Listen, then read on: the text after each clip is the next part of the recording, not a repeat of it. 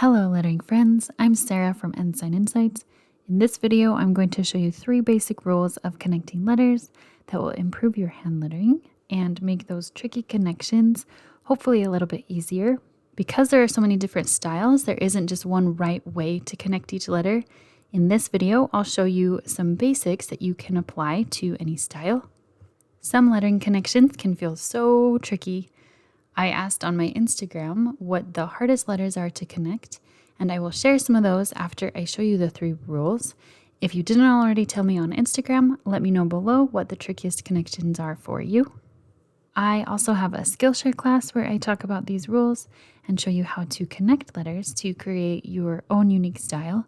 So that might be something to check out if you still want more after this video.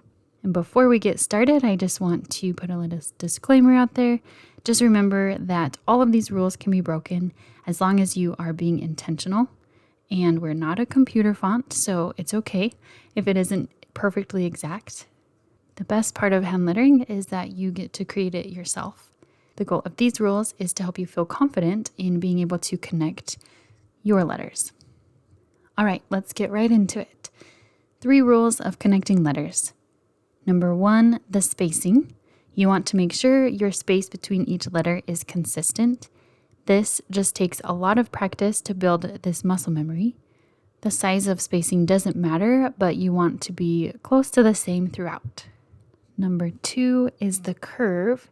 You want to be consistent with the curve of your connection. Do you like it to be round or sharp? Neither way is the right way. It depends on what you like. You just want it to be the same throughout. And there are some types that are not this kind of curve, like the O, which is also like the V and W, or like a G and Y, or anything with the descending stroke.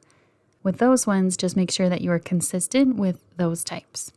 Number 3, the connection point. You should be able to draw a straight line through the spot where each letter connects. Once again, it doesn't matter exactly where, as long as you are consistent.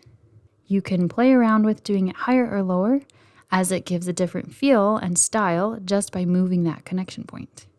There are some letters that don't have this connection point because you don't lift your pen before the letter. Instead, it goes straight into the letter. For example, S, R, X, and Z.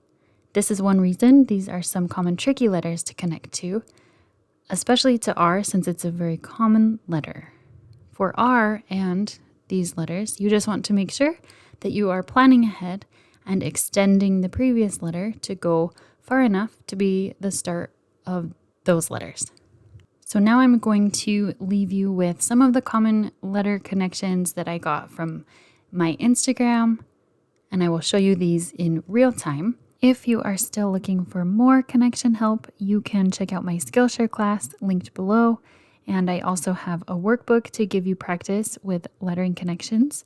In the workbook, I group different types of letters together and give you several different ways to connect each type, because sometimes when you're struggling with a certain connection, it is helpful to try switching up the style since there isn't only one right way to connect each letter.